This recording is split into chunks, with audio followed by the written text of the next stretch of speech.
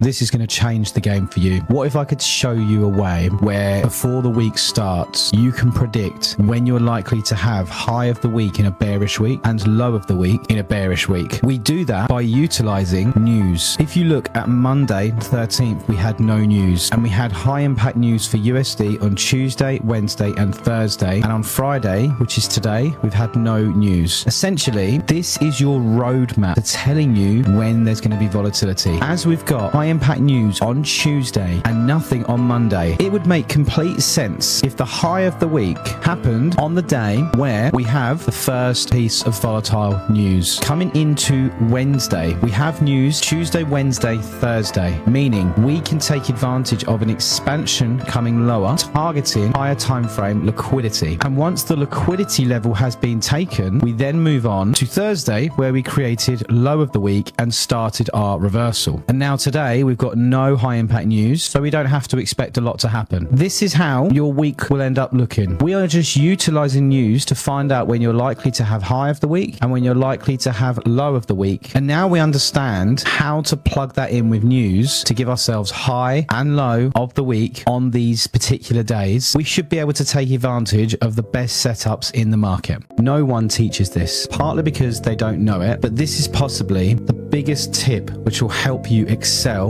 in your trading careers. So make sure you listen. The perfect buying profile would mean that we create low of the day in the London session. But what they don't tell you is that if you have a consolidating Asian range, you need to be seeing what happens in the market between the hours of 5 a.m. UK time and 7 a.m. UK time. If within those 2 hours of price action, you see price rallying towards a point of interest level, that is going to give you extra confluence that the London low is going to be made. And here's the thing, when you turn up to the charts and highlight the hours between 5 a.m. and 7 a.m. and you notice price never rallied anywhere, the likelihood is the London session volatility will kick in shortly after 7 a.m. and then come back down to this level to mitigate, giving you a buying opportunity. This box is your Asian session range. You can see the volatility that came down to create the London session low. But if I highlight the hours of 5 a.m. to 7 a.m., you can see that the volatility started to kick in and we made our way towards creating a London session low. And when we broke structure and gave ourselves this imbalance as an entry on top of this OTE level, this gave me more confluence that this was the London session low of the day. This is what the perfect entry would look like. You see price consolidating, and then you see price manipulate lower. Following that, you see price break above this structure, leaving a nice area of imbalance and an order block. You can enter inside this imbalance, inside the order block, wherever you want. Now, you're going to see these trades all the time. What is going to make this the highest probable entry? And that is if you're on a higher time frame. Now, if you look at the higher time frame, you can see price has come lower into this bullish fair value gap right here. And when you zoom back into this area on a smaller time frame, you can see this trade is playing out inside a higher time frame point of interest area, meaning this is the perfect setup. Now, the harsh reality is this doesn't happen every time. There are going to be differentials in the way you enter the market, but if you can focus on being disciplined to only wait for the perfect buy model or the perfect sell model within a higher time frame point of interest, I promise you, you will see a massive turn on your trading results. It just takes discipline and time and experience within the markets to get there. This will be a pivotal moment in your trading career when you understand this one simple concept. Forget all of the noise for just a second and listen to this information. The algorithm looks to do two things: rebalance into areas of inefficient price action and seek towards areas of liquidity. This green box is highlighting buy side imbalance, sell side inefficiency. The reason we call it that is because when this imbalance was created, there were only buyers in the market, meaning that it is inefficient to sellers, which is why price sells back down into this level, rebalances price action and heads in its original destination, which is always going to be relevant highs and lows. And in this bullish market, you can see here we are heading towards this buy side liquidity. If you utilize areas of imbalance and areas of liquidity liquidity, you will quickly be able to understand that this is the purpose of what the algorithm is trying to do. So with your point of interest and with your trading opportunities, you now have the ability to find these areas of imbalance within your Fibonacci kill zone and discount areas, and you can use this area of imbalance coupled with your OTE levels as well as your target towards liquidity, all as extra confirmations to back your setup. And on top of this, when you understand that the market is doing this within certain times of the day, i.e. London session and New York session, you're then going to have a much broader understanding of how simple to try and keep this.